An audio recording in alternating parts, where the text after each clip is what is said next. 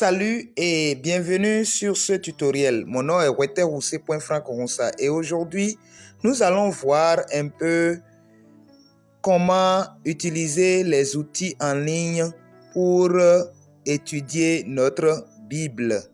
Et comme je l'avais annoncé dernièrement, nous allons donc utiliser un outil qu'on appelle lue.org. C'est déjà là, donc il suffit de taper lue.org dans votre navigateur et vous êtes sur la plateforme.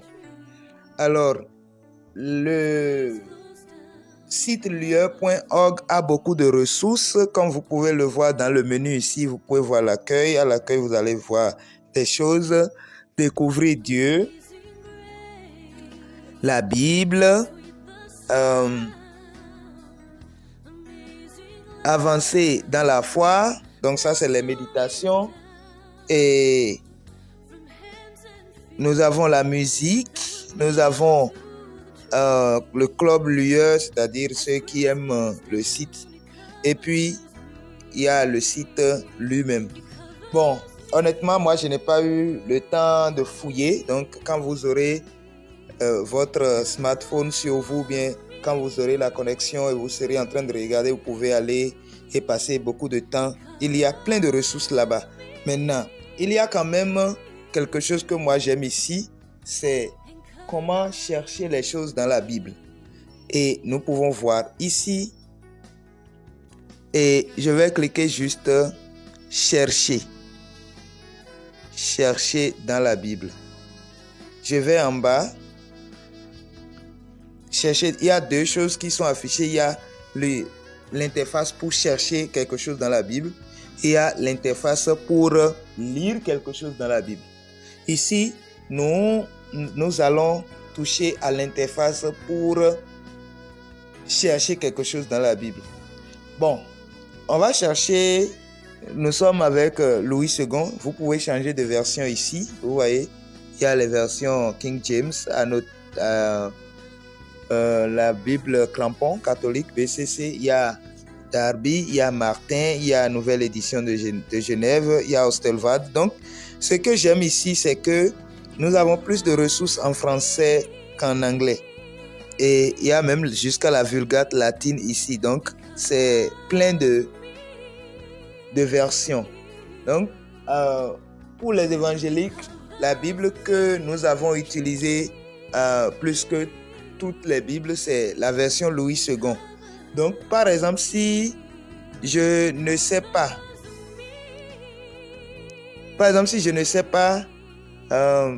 je prends Louis II 1910. Donc, si je ne sais pas, par exemple, là où se situe le passage qui dit que quelqu'un a un esprit de Python, il suffira juste pour moi de taper Python ici.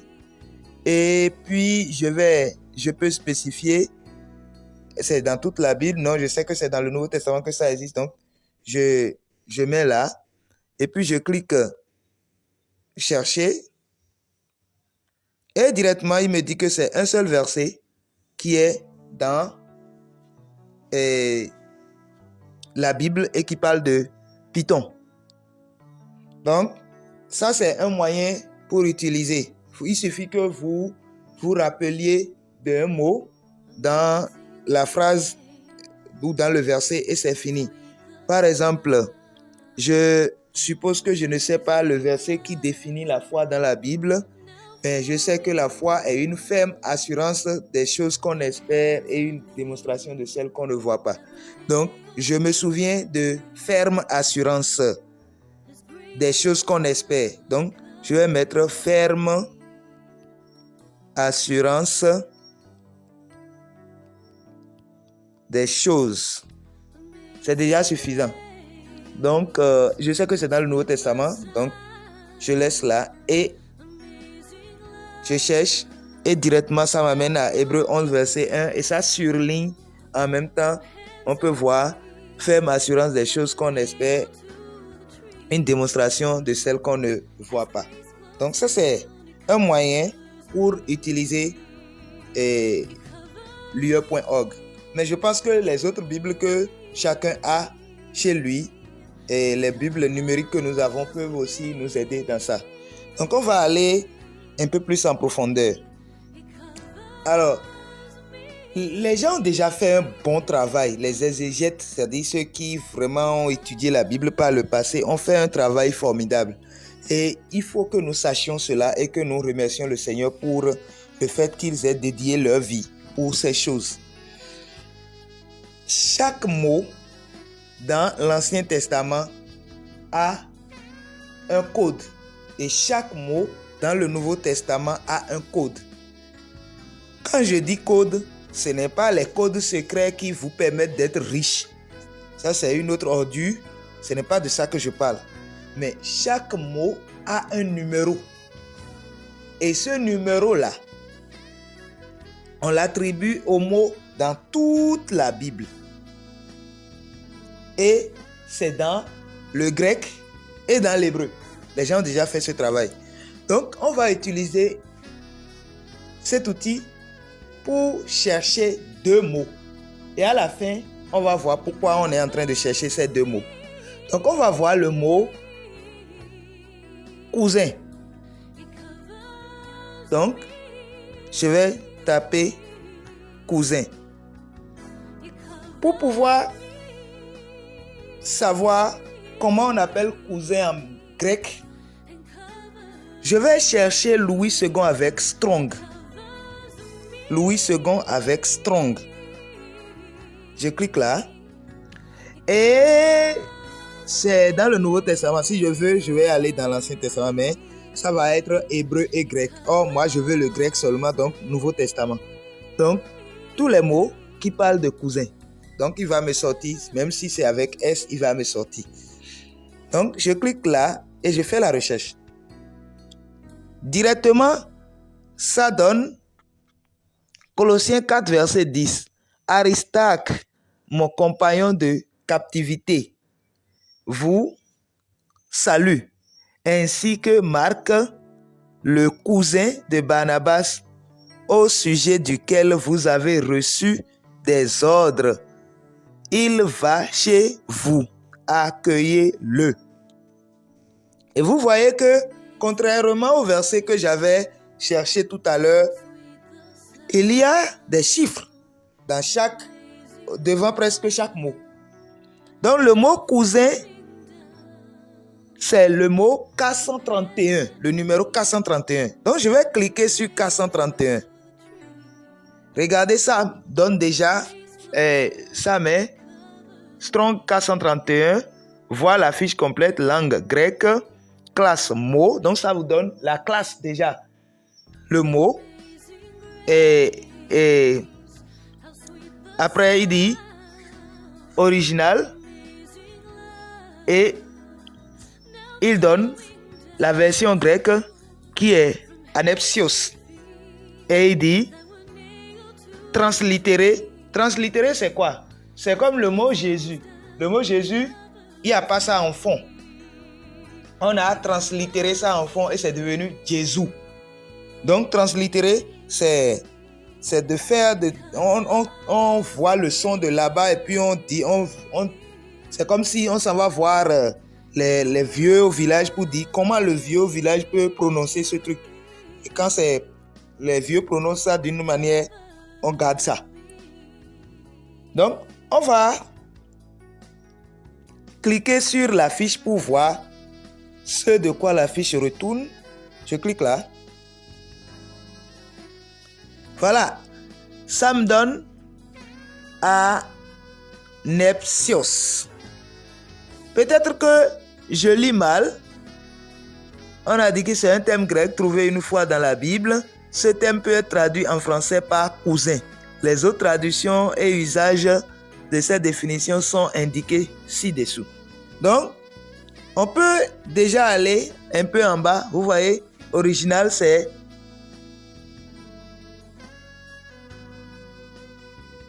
ici, on a mot original, anepsios, le numéro 431 pour le strong, langue grecque. Et puis, la phonétique, vous pouvez écouter.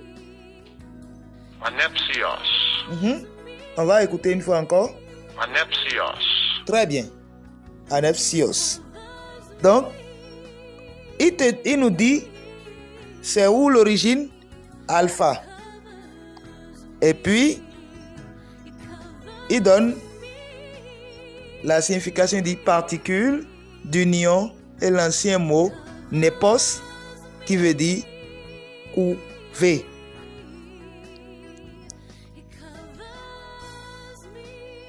On a dit traduction cousin 1. Louis II, version seconde, les verbes conjugués et tout ça. Donc, on a définition, un cousin.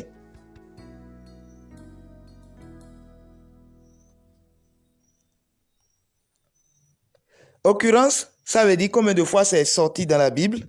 C'est une seule fois. Et donc, gardons bien à l'esprit le mot. Ça s'appelle Anepsios. Ça s'appelle Anepsios. Très bien. Anepsios. Donc, anepsios, c'est une seule fois qu'on voit. Anepsios. Voilà. Une seule fois. Et c'est dans Colossiens 4, verset 10. Vous pouvez noter ça quelque part. Maintenant, nous allons bouger et nous allons aller voir dans la recherche de la Bible, dans la Bible du moins, le mot ses frères. Parce que les gens ont parlé de Jésus en parlant de ses frères. On va voir peut-être ses frères pour ne pas avoir à... ou bien on va prendre frère simplement, frère. Frère. Et on va le prendre dans les évangiles. On va étudier ça dans les évangiles, mais si nous voulons, on peut étudier ça dans tout le Nouveau Testament. Mais ça va être une bagatelle de documents. Mais on va essayer quand même. Ici, on va aller prendre Louis II avec Strong. Toujours ça. C'est ça qui nous permet de trouver les numéros des mots. Donc, tous les mots qui parlent de frères, tous les versets qui parlent de frères, on ne va pas prendre toute la Bible, on va prendre le Nouveau Testament. Il va nous donner jusqu'à 200, il va laisser le reste, je vais voir. Oui, il a dit que la fiche est limitée à 200 versets. Vous pouvez restreindre la recherche en ajoutant des mots à la requête ou en limitant la plage de la recherche. Donc, ce que nous faisons, c'est beaucoup trop, donc on va essayer de... Mais on peut voir déjà ici que le mot frère, c'est 80. Frère 80, frère 80, frère 80. Je peux augmenter un peu et nous allons voir. Frère 80, frère 80. Donc, on peut voir frère 80. On peut voir que frère, c'est 80. Frère 80. 80, partout 80. Bon, donc le mot frère, c'est 80. Et on peut aller voir alors. On peut, pour les besoins de cette étude, repartir et voir dans la Bible et aller dans second avec Strong, aller dans... Je vais restreindre l'étude juste aux évangiles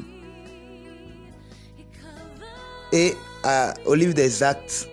Et je vais mettre frère.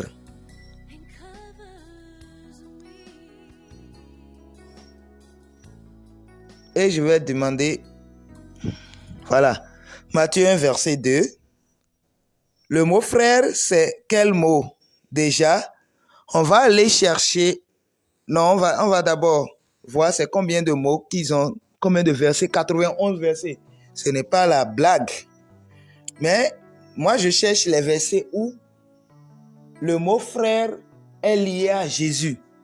Donc, on va voir.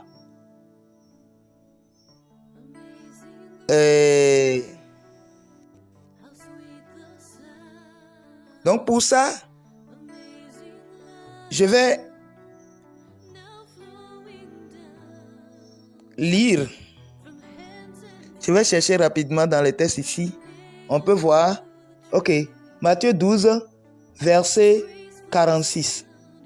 Comme Jésus s'adressait encore à la foule, voici sa mère et ses frères dehors. Donc, Matthieu 12, 46. Sa mère et ses frères. On vient ici, on va voir Matthieu 12, verset 47. On voit sa mère, ta mère et tes frères sont dehors. Voilà. Après, on voit encore verset 48. Il dit ma mère et qui sont mes frères. Toujours 80. 12, 49.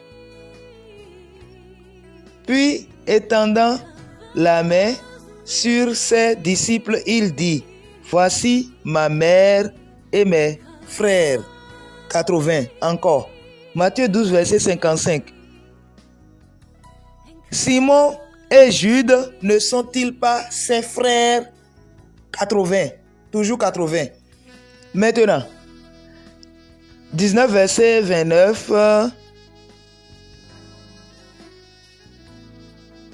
Quiconque aura quitté à cause de mon nom ses frères. 80. Encore. Matthieu 20, verset 30. Verset 24. Ceux-là furent indignés contre les deux frères. Les 10, ayant entendu cela, furent indignés contre les deux frères. Encore 80. Regardons bien. 22, verset 25. Il avait parmi nous 7 frères. 80. 23, verset 8. Tout frère. 80. Donc, on peut voir que dans Matthieu au moins, c'est 80. Et partout où nous avons vu ici, nous pouvons voir que c'est 80. Vous pouvez faire les recherches chez vous. Vous allez voir chaque fois que c'est frère, c'est 80. Donc, ce que nous allons faire, nous allons cliquer sur juste un 80 et aller voir ce que le mot en grec dit. Nous cliquons là. Et nous voyons que c'est adelphos. C'est différent du mot qu'on avait vu tout à l'heure. Adelphos, c'est différent. Donc, adelphos, on va voir la définition que le test donne à adelphos. Définition. On va d'abord écouter. Adelphos. Donc, il dit un frère né des deux mêmes parents ou seulement de même père ou de même mère. Encore une fois, quand on prend un dictionnaire, le sens du mot, c'est le premier sens qu'on voit d'abord. Et quand on voit que ce sens-là ne correspond pas, on va parler maintenant du deuxième sens. Maintenant, on va voir le deuxième sens que le mot a. Ayant le même ancêtre national, appartenant au même peuple, compatriote. Ça, c'est le deuxième sens que le mot a. Le troisième sens, n'importe quel camarade ou homme. Le quatrième sens, un croyant uni à un autre par le lien de l'affection. Cinquième sens, un associé dans l'emploi ou les fonctions. Sixième sens, frère en Christ. Ses frères par le sang, tous les hommes, les apôtres chrétiens, ceux qui sont élevés vers le même lien céleste. Le même lieu céleste. Donc, par livre, on a vu, regardez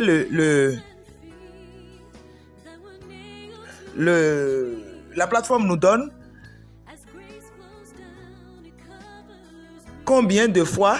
340 fois dans 314 versets dans 25 livres du Nouveau Testament. Donc le mot frère est un mot vraiment clé du Nouveau Testament. Cela montre combien Jésus valorise la relation fraternelle. Bien, donc on est au moins content que les versets qui parlent de de Jésus et des frères parle de Adelphos. Maintenant, il y a un autre mot qui parle de cousin qu'on a vu tout à l'heure. Ce n'est pas le mot Adelphos. Donc, si le mot grec Adelphos existe pour parler de frère et l'autre mot existe pour parler de cousin, alors les deux ne peuvent pas être les mêmes. Ce qui veut dire que tout au moins les frères dont on a parlé un peu plus tôt tout à l'heure ne sont pas des cousins de Jésus-Christ. Ce sont ses frères. Maintenant, on peut arguer que pourquoi on ne prend pas le deuxième sens? Et je l'ai expliqué tout à l'heure, le mot dans un dictionnaire, c'est le premier sens qu'on voit d'abord. Et c'est quand ça ne correspond pas au premier sens qu'on va voir le deuxième sens. Mais partout où on a vu, on peut aller revoir encore dans Matthieu, je pense, Matthieu,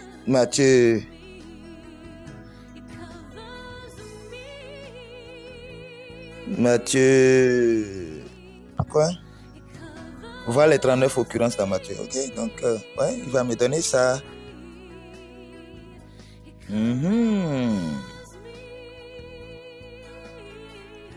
Matthieu 10, verset 21. Le frère livrera son frère. Non, c'est pas ça. Matthieu 12. Voilà, dans Matthieu 12, c'est là. 12, verset 47. Quelqu'un lui dit, voici ta mère et tes frères. Adelphos te cherche. Puisque c'est 80. Comme c'est 80, ça fait dire que c'est Adelphos. Te cherche. On peut encore voir. Voici. Mais Jésus lui répond, mes frères. Adelphos, on va encore voir. Directement, vous pouvez voir que c'est Adelphos. Vous pouvez voir ici que c'est Adelphos. Vous pouvez voir la translittération et vous pouvez voir que c'est venu 340 fois dans le Nouveau Testament. Donc, c'est le même mot. Donc, si le premier sens dit frère qui est né des deux parents ou bien du même père ou bien de la même mère, et on sait que Jésus n'a pas un père humain, on peut conclure sans risque de se tromper que les frères dont on parle ici sont les frères de Jésus. C'est-à-dire les frères utérins de Jésus. Et non ses cousins.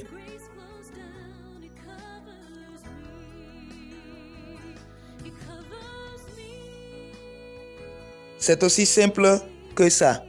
Ayant le même ancêtre national appartenant au même peuple compatriote, oui, mais le sens dans Matthieu 12 ne peut pas vouloir dire ayant le même ancêtre, puisqu'on a dit ta mère et tes frères. On a bel et bien dit ta mère et tes frères qui sont venus te chercher. Je cherche un autre passage qui, ce passage-là doit être dans Marc, qui dit ces frères ne sont-ils pas parmi nous? Je ne sais pas. Il est où là?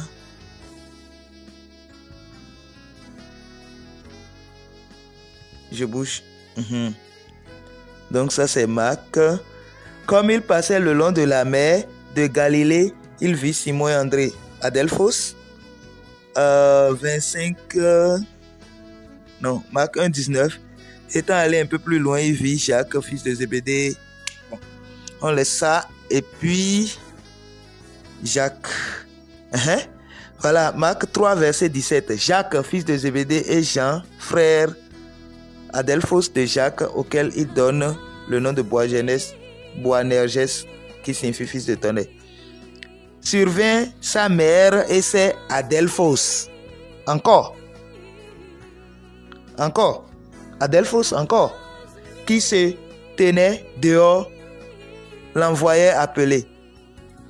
3.32, la foule était assise autour de lui et il dit, voici ta mère et tes frères Adelphos. Donc, le contexte là ne veut pas dire les ancêtres. ne veut pas dire la personne, c'est les gens qui viennent de la même, ne peut pas vouloir dire les gens qui viennent de la même lignée que toi. On peut aller un peu plus pour voir dans Marc. Parce que je cherche le texte où il dit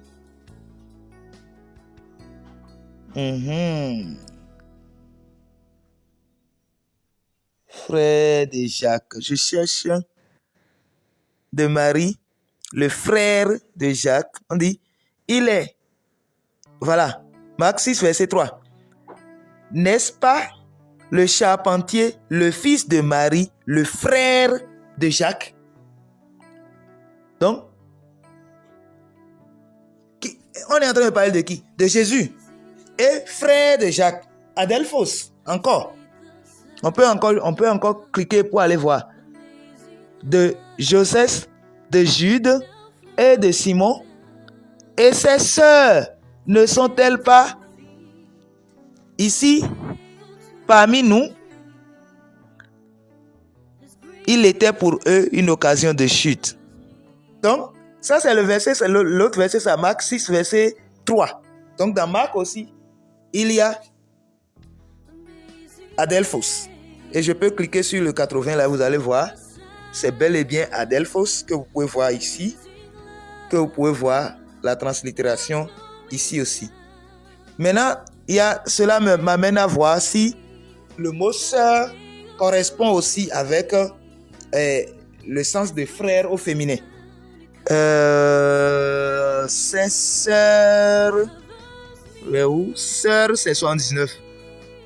Curieusement. On va voir un peu. On a dit 79 grec, mot. Et ça fait Adelph. Exactement. Adelphos. Adelph. Ou bien Adelphé.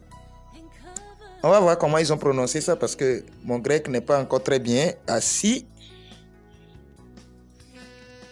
Prononcer, on va voir. Adelphé. Adelphé, voilà. Adelphé. Voilà. Et puis Adelphos. Vous voyez que c'est la même chose. Une propre sœur. Une sœur par le lien de la religion chrétienne. Donc, les deux. Donc, une propre sœur. Le fait que le premier sens ici parle d'une propre sœur. Propre, c'est quoi? Soit né du père et de la mère, ou de la mère ou du père. Donc, il n'y a pas matière à discuter ici. Donc, quand nous rentrons dans le grec, nous voyons, je vais récapituler. Je m'en vais chercher cousin.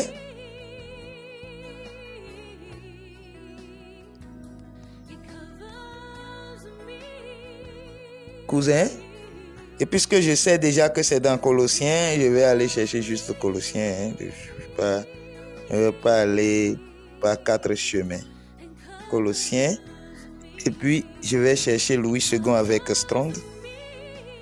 Et puis, je cherche. Et puis, il me dit en même temps que c'est 431. Je clique sur 431. Et je trouve que le mot pour cousin, c'est Anepsios. Donc, Anepsios, différent de Adelphos ou de Adelphé. Ce qui veut dire que les gens dont on parle dans Marc et dans Matthieu comme les frères de Jésus et dans Marc comme les sœurs de Jésus sont effectivement ses frères et sœurs et non ses cousins comme d'autres l'affirment. Merci à vous. On va arrêter ce tutoriel-là parce qu'il devient déjà trop long. Si vous avez des questions, n'hésitez pas à les poser et n'hésitez pas à explorer le site lieu.org qui n'a pas fini de vous livrer tout son verdict. Que Dieu vous bénisse.